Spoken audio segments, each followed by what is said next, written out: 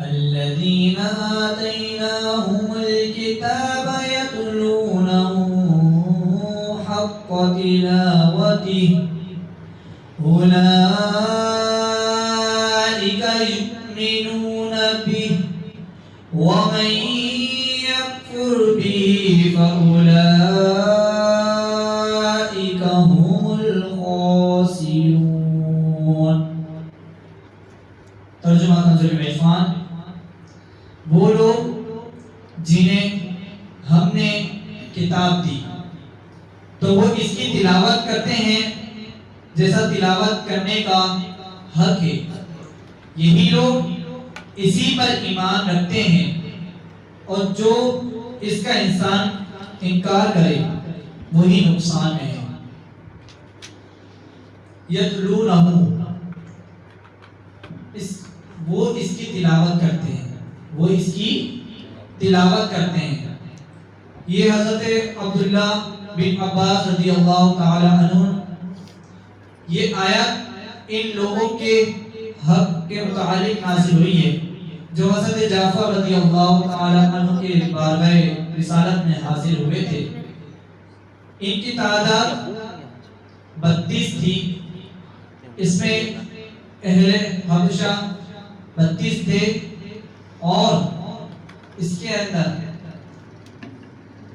شامی راہب 8 تھے. ان کی تعداد ٹوٹل جو تھی وہ 40 تھی اور اس میں 32 کون تھے؟ اہل حبشہ. اور 8 کون تھے اس کے اندر؟ شامی راہب. شامی مطلب شام.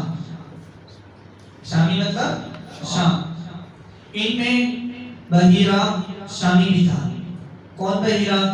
جب حضور پاک صلی اللہ علیہ وسلم نے شام کا پہلا سفر کیا تھا تو اس راہب نے جس کا اصل نام برجیس تھا اس نے آپ کو پہچان لیا تھا آپ کی نبوت سے. اس آیت کا مطلب یہ ہے حقیقت میں یہ تورات پر ایمان رکھنے والے وہی ہیں جو اس کی تلاوت کا حق ادا کرتے ہیں اور بغیر تحریف و تبدیل کیے بغیر اس کے معنی کو سمجھتے ہیں اور حضور صلی اللہ علیہ وسلم کی نعت اور صفت یاد کر دیکھ کر آپ پر ایمان لاتے ہیں. اور جو حضور پرنور صلی اللہ علیہ وسلم کے منکر ہوتے ہیں وہ تورات پر ایمان نہیں رکھتے. اس سے یہ بھی معلوم ہوا کہ کتاب اللہ کے بہت سے حقوق ہیں. قرآن کا حقوق کیا ہے؟ قرآن مجید کے کس طرح ہمیں حقوق ادا کرنے چاہیے؟ قرآن مجید کے ظاہری باطنی آداب کیا ہیں؟ کچھ ظاہری اور باطنی آداب میں آپ کے سامنے عرض کرتا ہوں. نمبر 1 ظاہری آداب تو یہ ہے کہ جب قرآن مجید کی تلاوت کی جائے تو باوضو ہو کر قبلہ رخ بیٹھیں. نمبر 2 آہستہ پڑھیں اور اس کے معائنے پہ غور کریں. تلاوت قرآن کرنے میں جلد بازی نہ کریں. بہت سے لوگ قرآن مجید کو اس طرح پڑھ رہے ہوتے ہیں کہ احادیث میں قرآن مجید ان پر لعنت کرتا ہے اور اللہ پاک قرآن مجید میں ارشاد فرماتا ہے وَرَتِّلِ الْقُرْآنَ تَرْتِيلًا. قرآن مجید کو خوب ٹہل ٹہل کر پڑھو. ہر آیت کی تلاوت کا حق بچانا ہے. جہاں تک ممکن ہو قرآن پاک کو خوشحالی کے ساتھ پڑھیں. یعنی یہ خوشحالی نبی کریم صلی اللہ علیہ وسلم نے فرمایا ہر چیز کا ایک زیور ہے. ہر چیز کا ایک زیور ہے. قرآن کا زیور خوبصورت آواز سے پڑھنا ہی قرآن کا زیور ہے. یہ تو ہے ظاہری آداب. اب باطنی آداب کیا ہے؟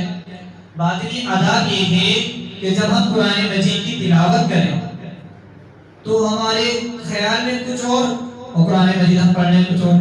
علماء کرام فرماتے ہیں کہ جب آپ چاہتے ہیں کہ آپ اللہ سے بات کریں تو آپ نماز پڑھیں. لیکن آپ چاہتے ہیں کہ اللہ آپ سے کلام فرمائے تو آپ قرآن مجید کی تلاوت کریں. قرآن مجید کی تلاوت اس طرح کریں کہ گویا یہ قرآن اللہ تعالیٰ کی بارگاہ سے سن رہا ہے اور خیال کریں کہ ابھی اس ذات کی جانب سے سن رہا ہوں۔ آج کوئی بڑا ہم سے بات کرے، کوئی ایسے جو بات کرے، یا ہمارے خاندان کو کوئی بڑا بزرگ ہم سے بات کریں تو ہم اس میں بے توجہ نہیں کرتے، ہم توجہ سے اس کی بات سنتے ہیں۔ تو قرآن مجید جو مالک یوم الدین کی کتاب ہے، جس کی حفاظت کا ذمہ اللہ نے خود لیا ہے، جو اللہ نے اپنے محبوب سے ہم تک پہنچائی ہے، اس کلام کی جب ہم تلاوت کریں تو کیسے ہمارا ذہن ادھر ادھر جائے؟ جب بھی قرآن مجید کی تلاوت کریں تو دل کے ساتھ قرآن مجید جس دل کو سکون نہ ہو، بے قرار دلوں کو قرآن مجید چین عطا فرماتا ہے۔ آگے اللہ پاک قرآن مجید میں ارشاد فرماتا ہے، یا بنی اسرائیل اذکروا نعمتی التي انعمت علیکم وانی فضلتکم علی العالمین۔ ترجمہ کنز عرفان، اے یعقوب کی اولاد، میرا احسان یاد کرو جو میں نے تم پر کیا اور جو میں نے اس زمانے کے سب لوگوں پر تمہیں فضیلت عطا فرمائی۔ یا بنی اسرائیل، اے بنی اسرائیل، اللہ پاک یہاں سے بنی اسرائیل کو مخاطب کر کے فرما رہا ہے، یاد کرو وہ نعمتیں جو میں نے تمہیں عطا کی تھی، یاد کرو میرا وہ احسان جو میں نے تمہیں سب لوگوں پر فضیلت دی تھی۔ اچھا جی، بنی اسرائیل کو سب لوگوں پر فضیلت کیوں دی گئی ہے؟ بنی اسرائیل کو سب پر فضیلت کیوں دی گئی ہے؟ کیونکہ وہ نبی کریم صلی اللہ علیہ وسلم سے نسبت رکھتے ہیں، وہ نبیوں سے نسبت رکھتے ہیں، اس وجہ سے بنی اسرائیل کو سب لوگوں پر فضیلت عطا کری ہے۔ اس سے دو مسئلے یاد رکھیں، اس سے دو مسئلے ہمیشہ یاد رکھیں۔ ایک یہ نبی کی اولاد ہونا باعث عزت ہے اور اللہ کی رحمت ہے، اور اللہ کی رحمت ہے۔ نمبر دو، اللہ تعالیٰ کی نعمتوں کا چرچا کرنا، ذکر کرنا شکر کی ایک قسم سے ہے۔ لہذا حضور صلی اللہ علیہ وسلم کی ولادت مبارکہ کا تذکرہ کرنا بھی یہ اس محفل کرنا اس کی قسم سے ہی ہے۔ انی فضلتکم، بے شک میں نے تمہیں فضیلت دی۔ بنی اسرائیل اپنے زمانے میں تمام لوگوں سے افضل تھے، کیوں؟ یہ نبیوں کی اولاد تھے اور ان میں صالحین بہت تھے۔ حضور اقدس صلی اللہ علیہ وسلم کا انکار کر کے اور سرکشی کر کے ذلیل ہو گئے۔ اس سے معلوم ہوا کہ عزت حضور اقدس صلی اللہ علیہ وسلم کے قدم سے وابستہ ہے۔ جو ان کا ہو گیا وہ عزت پا گیا، اور جو عزت پہ گیا وہ ذلت پا گیا۔ اور پھر ہمارے امام نے ہمیں سکھایا ہے، خدا خدا کا یہی ہے در، کوئی نہیں مگر جو وہاں سے ہو یہی آگے ہو، جو یہاں سے نہیں وہ وہاں نہیں۔ یہ ہمارے امام نے سکھایا۔ اب جو آج ہمارا حال ہے کہ نمازیں ہم نہیں پڑھتے، ہاں جھوٹ ہم بولتے ہیں، غیبت ہم کرتے ہیں، ہاں ناچ گانے ڈانس ہم کرتے ہیں، سارے بد کاموں میں ہم شامل ہیں، اور ہم کس امید پر؟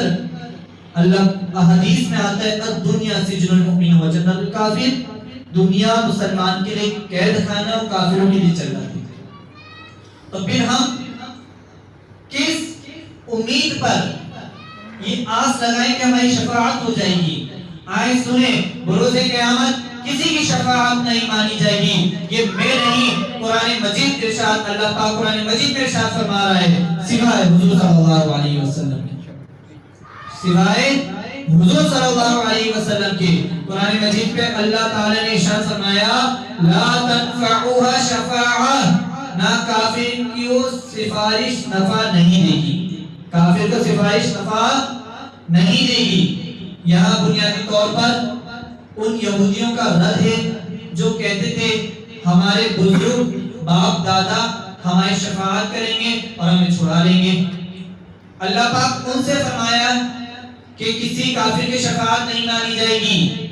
یہاں کافر کا بیان ہے کہ کافر کی طرف سے کوئی بدلہ نہ بنے گا اور نہ اس کو کوئی معاوضہ لے کر اسے چھڑایا جائے گا اور نہ کوئی اس کی شفاعت کرے گا، اور بالفرض اگر کوئی کرے تو کافر کے حق میں شفاعت قبول نہیں کی جائے گی اور نہ کافروں کی مدد کی جائے گی، بلکہ کافروں کے مقابلے میں مسلمانوں کی شفاعت بھی کری جائے گی اور مسلمانوں کی مدد بھی کری جائے گی، کیونکہ میرے حضور صلی اللہ علیہ وسلم نے فرمایا کہ بروز قیامت اگر تم مجھے چاہتے ہو ڈھونڈنا کہ حضور صحابہ نے عرض کیا حضور ہم آپ کو کہاں ڈھونڈیں، تو میرے حضور نے فرمایا بروز قیامت اگر تم مجھے ڈھونڈنا چاہتے ہو تو کوئی صراط پہ آ جانا، میں وہاں اپنی امت کی شفاعت کر رہا ہوں گا۔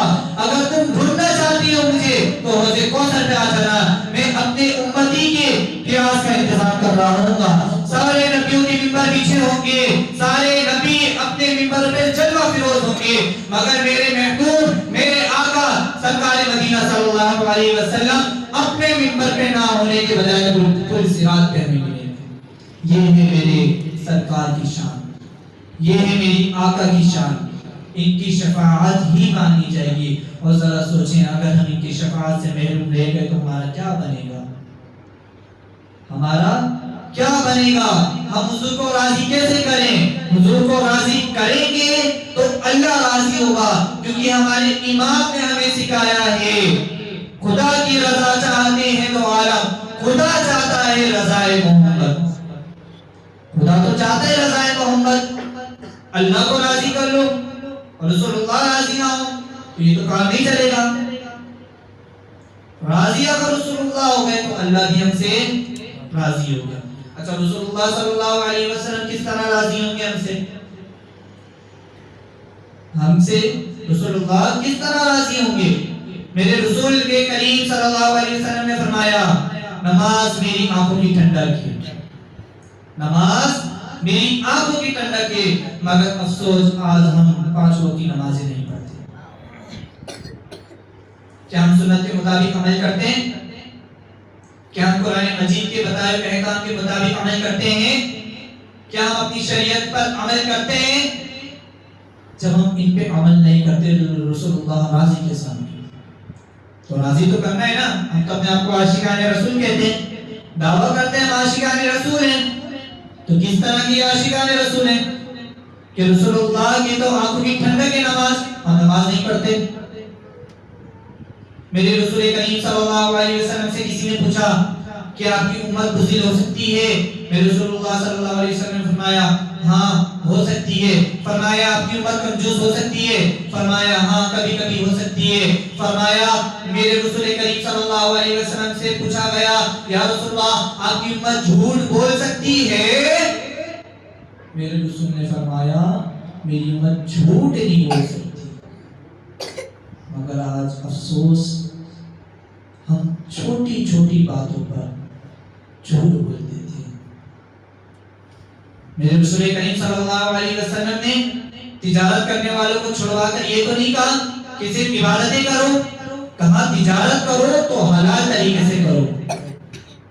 آج تجارت میں کیا ہم جھوٹ نہیں بولتے؟ آج اگر دکان پہ بھی کوئی سامان لینے آئے تو وہاں پہ جھوٹ نہیں نکل جاتا کہ یہ اتنی سی چیز اتنی نہیں اتنی کی ہے؟ کیا آج ہم دھوکہ بازی نہیں کرتے لوگوں کے ساتھ؟ آج ہم کیا کرتے ہیں؟ آج ہم مسلمان ہیں، کس چیز کے مسلمان ہیں؟ یقین جانے مسلمان کی نشانی ہمارے پاس بس اب ایک رہ گئی ہے کہ ہماری ختنہ ہوئی ہے، ہم مسلمان ہیں، اس کے علاوہ ہمارے پاس کوئی مسلمان کی نشانی نہیں۔ کیوں؟ آج جھوٹ ہم بولتے ہیں، ناچ گانے ہم سنتے ہیں، غیبت ہم کرتے ہیں، شراب ہم پیتے ہیں، حرام کا ہم کرتے ہیں، نماز ہم نہیں پڑھتے، سلام کا جواب ہم نہیں دیتے، سلام ہم نہیں کرتے، سنتوں پہ عمل ہم نہیں کرتے، قرآن کے مجید کے مطابق اپنی زندگی کو نہیں گزارتے۔ کیسے مسلمان ہوئے ہم؟ کس طریقے کا مسلمان ہے؟ ہم اپنا لباس یہاں تک کہ مسلمان والا نہیں پڑھتے۔ آپ نے کبھی دیکھے کافروں کو کہ وہ ہماری طرح امامہ لگائے کبھی شلوار پہنے؟ نہیں دیکھا ہوگا، لیکن ہم ایسے ہیں، ہم ایسے مسلمان ہیں کہ آج ہم کافروں کا اسٹائل اپنا رہے ہوتے ہیں، آج ان کی نکالی ہوئی ایجاد کردہ چیزیں ہم پہن رہے ہوتے ہیں، اور آج ہم یہودیوں سے، کافروں سے دوستی کر رہے ہوتے ہیں، ہاں ان سے معاہدہ کر رہے ہوتے ہیں۔ یاد رکھو اللہ پاک نے قرآن مجید میں ارشاد فرمایا وَلَن تَرْضَ عَنْكَ الْيَهُودُ وَلَا النَّصَارَىٰ حَتَّىٰ تَتَّبِعَ مِلَّتَهُمْ، یہ ہرگز راضی نہیں ہوں گے جب تک تم ان کی پیروی نہ کر لو۔ تو اللہ نے تو قرآن مجید میں ارشاد فرما دیا یہ یہودی ہرگز راضی نہیں ہوں گے۔ تو میرا سوال ہے عرب کے ان ممالک سے جو فلسطین سے، اسرائیل سے معاہدہ کرنے میں لگے ہیں، اللہ پاک نے تو قرآن مجید میں ارشاد فرما دیا وَلَن تَرْضَىٰ عَنْكَ الْيَهُودُ وَلَا النَّصَارَىٰ حَتَّىٰ تَتَّبِعَ مِلَّتَهُمْ، یہ ہرگز راضی نہیں ہوں گے۔ تو آج ہم جتنے کافروں سے دوستی لگا لیں، محبتیں جتا لیں، جتنے معاہدے کر لیں، ہم سے راضی نہیں ہوں گے۔ آج جو ہم نے درس قرآن میں سیکھا وہ کیا سیکھا؟ ہم نے 3 چیزیں اہم سیکھی ہیں۔ سماعت کیجئے اور توجہ سے سنیے، کیونکہ آج آپ نے اپنا وقت یہاں دیا ہے تو ہر چیز کا ایک مقصد ہوتا ہے۔ تو ہم جب یہاں سے اٹھیں تو جو ہم نے سنا ہم اس پر عمل بھی کریں اور دوسروں تک پہنچائیں گے۔ آج ہم نے کیا سیکھا ہے قرآن مجید سے؟